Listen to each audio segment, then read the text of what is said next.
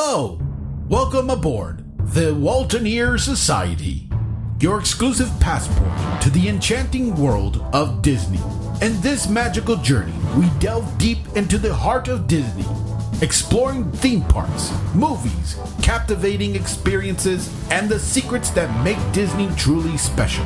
Whether you're a lifelong Disney aficionado or just beginning your adventure, we're here to share the magic with you. If you believe in the dream, spirit, and vision of the man that started the magic, then you are a Waltoneer. For a safe trip, remain seated, keep your hands, arms, feet, and legs inside, and enjoy the episode. Hello, Disney dreamers and magic seekers, and welcome to the Waltoneer Society podcast, your magic key to the enchanting world of Disney. I'm your host, Kylie, and after a busy holiday season and an ongoing battle of back-to-back illnesses, I've finally returned to bring you back into the wonderful world of Disney in this exciting new year of 2024. Today, we'll be embarking on a journey throughout the magic of Disney storytelling. Specifically, we'll be exploring the history of Walt Disney Animation and how technology has paved the way for future stories. For this episode, I'll only be covering feature-length animation produced by Walt Disney Animation Studios. So live-action animated films, Disney shorts, Pixar movies, and films from other studios owned by Disney will not be explored in this episode. But rest assured, those topics will be explored in the future. But for now, sit back and relax as we immerse ourselves into the enchanting world of Disney animation and its unique history. Before we begin, I'd like to introduce you to this episode's spotlight character. This episode's featured character is Rapunzel, the heroine of Disney's 2010 animated feature, Tangled. I can't believe I did this! I can't believe I did this. I can't believe I did this! Mother would be so furious. But that's okay. I mean, what she doesn't know won't kill her, right? Oh my gosh. This would kill her. This is so fun! I am a horrible daughter. I'm going back. I am never going back! I am a despicable human being. Woohoo! Best day ever! She is a prime example of the complexity of Disney's animation. Rapunzel was the first CGI princess, and her 70 feet of golden hair was a challenge for animators due to its complicated design. Animators engineered a software to simulate how the physics of Rapunzel's hair would work within Tangled's universe. Animating Rapunzel's hair was so elaborate that animators described her hair as being its own character. The beautiful animation in Tangled shows just how dedicated Disney animators are to the intricacy of their creations, as well as the lengths they are willing to go to push the boundaries of innovation and imagination to immerse their audience into the magic. Now that we caught a glimpse of the beginnings of Disney's newer age animation, let's venture through Disney's animation history and start where it all began. Disney's first full-length animated feature was Snow White and the Seven Dwarfs. Someday my prince will come. Someday we'll meet again. And away to his castle we'll go. To be happy forever, I know. Production started in June of 1934 and took a team of 750 artists to complete the film. Snow White and the Seven Dwarfs was animated using cell animation. This traditional type of animation uses transparent sheets called cells. Characters and other objects in the scene are hand-drawn and painted onto these sheets and aligned properly for the scene. Once cells for a scene are completed, photos of the needed scenes are taken. Each photo taken for an individual scene is one frame. It takes 24 frames to produce 1 second of animation. This intricate process took the animation team 3 years to complete, and almost 2 million individual paintings were used. Disney also used an invention called a multiplane camera that used multiple layers of glass that added more depth to environmental scenes, making them seem more realistic when using camera movements such as panning. This technique was very unique and made some very captivating scenes for its time.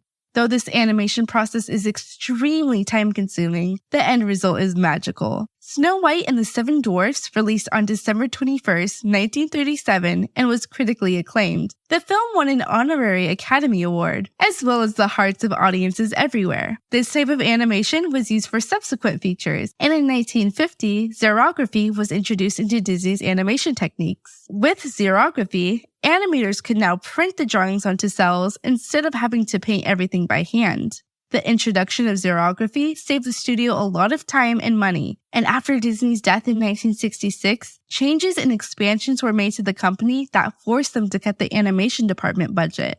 Animators attempted to save money by reusing animation cells from previous films through the xerography process. But many fans at the time were not pleased with some of the films and animation style after Disney's death.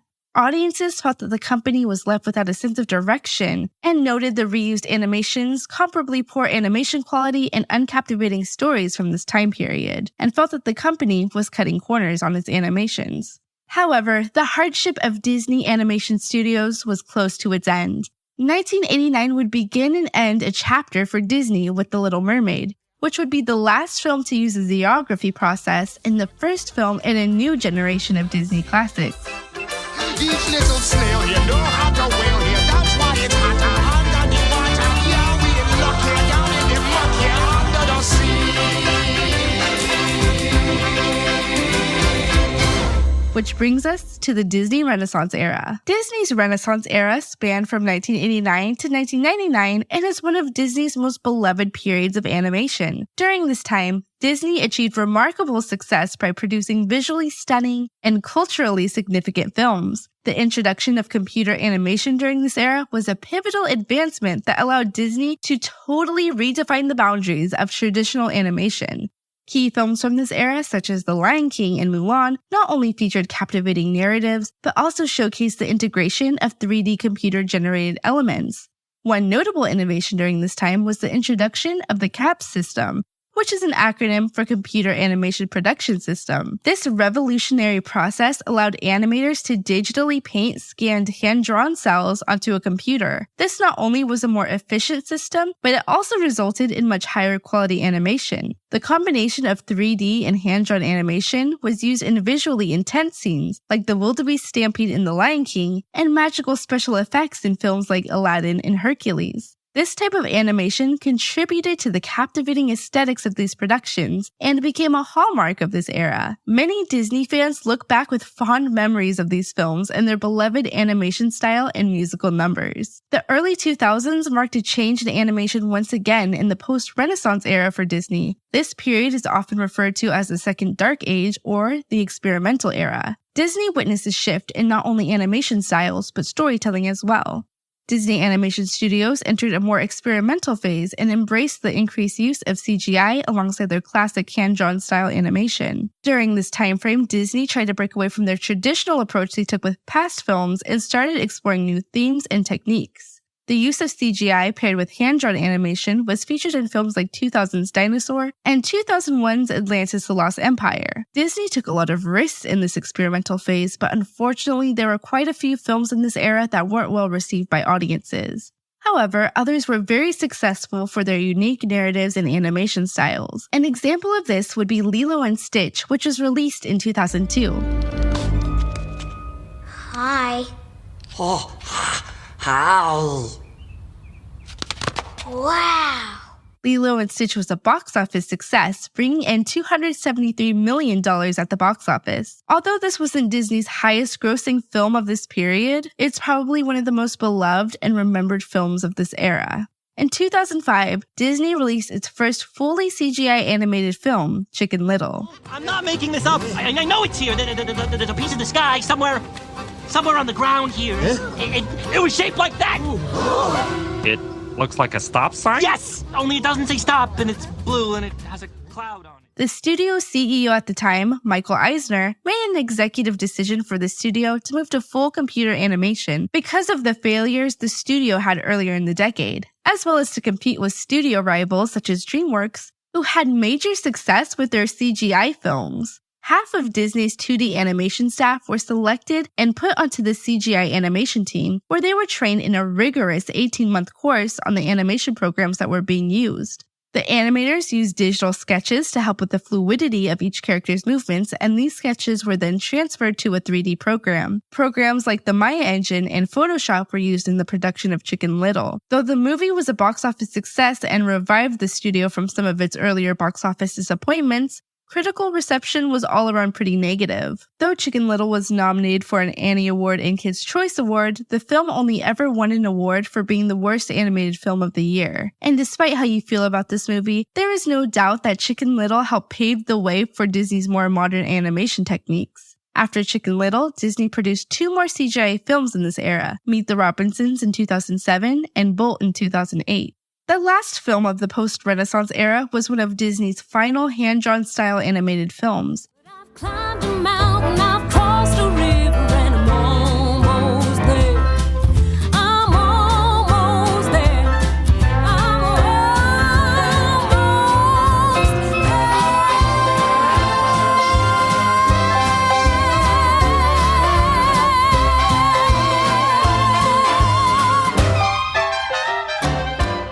Princess and the Frog was released in 2009 and introduced us to our first African-American princess, Tiana, who was the very last princess to have her movie be in a hand-drawn animation style. Princess and the Frog was very successful with critics and fans and won awards for its original songs. Though the film did not perform as well in the box office as they hoped, the Princess and the Frog's classic Disney themes planted the seeds for a strong comeback for Disney animation. And though the post-Renaissance era as a whole was a bit of a roller coaster, it was the start of some big innovations at the company. 2010 marked the beginning of the current Disney era, deemed the Revival era.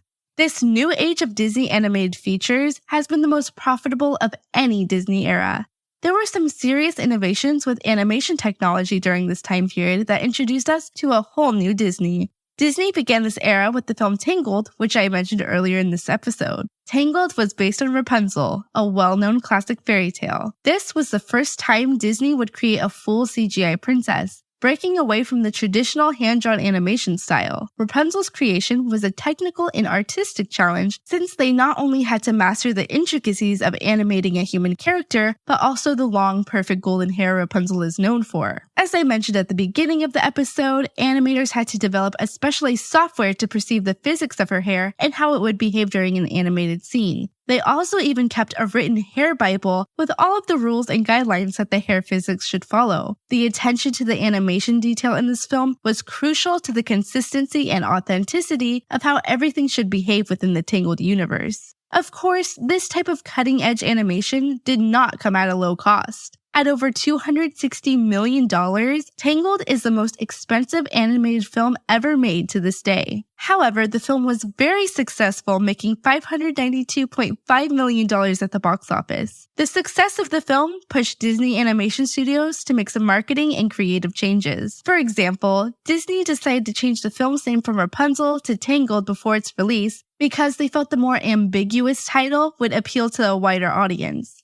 Disney Animation Studios claimed that having the word princess in the title or marketing the film as a princess movie alienated some audience groups. They kept this strategy for their upcoming films with the goal of expanding their demographic for better box office performances. This is also the period where they decided to make the complete switch to full 3D CGI animation. Their last 2D full animated feature was Winnie the Pooh in 2011. These changes proved to be helpful as performance kept climbing this era and peaked with 2019's Frozen 2, which is Disney's most profitable original animated film of all time, grossing in at $1.45 billion worldwide.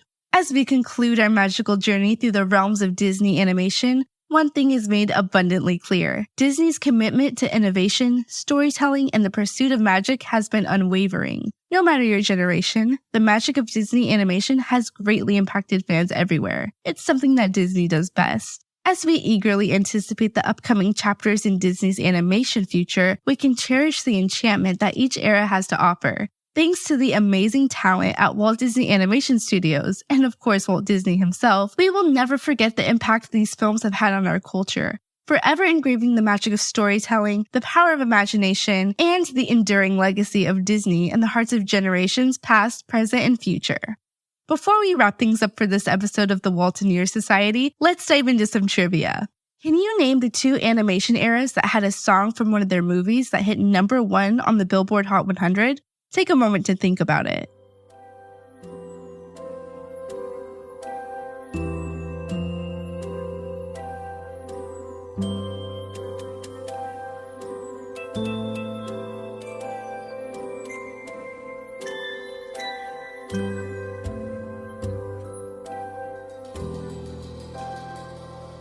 All right, time's up. The answers are the Disney Renaissance era with A Whole New World from Aladdin, Don't you dare close your eyes.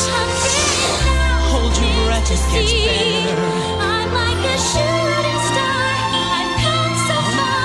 I can't go back to where I used to be. Every turn a circle. and the Revival or Present era with We Don't Talk About Bruno from Encanto.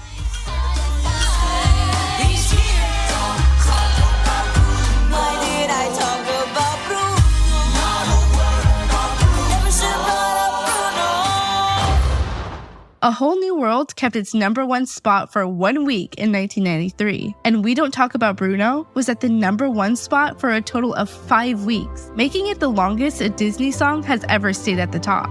Memorable songs are a huge part of Disney animation and what makes it iconic, and this just solidifies the importance of these catchy tunes.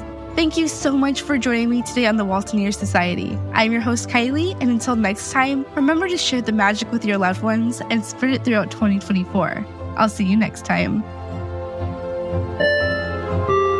Please remain seated until the podcast comes to a complete stop. On behalf of the Waltoneer Society, thanks for traveling with us, and we hope you had a happy and memorable experience listening to this magical podcast.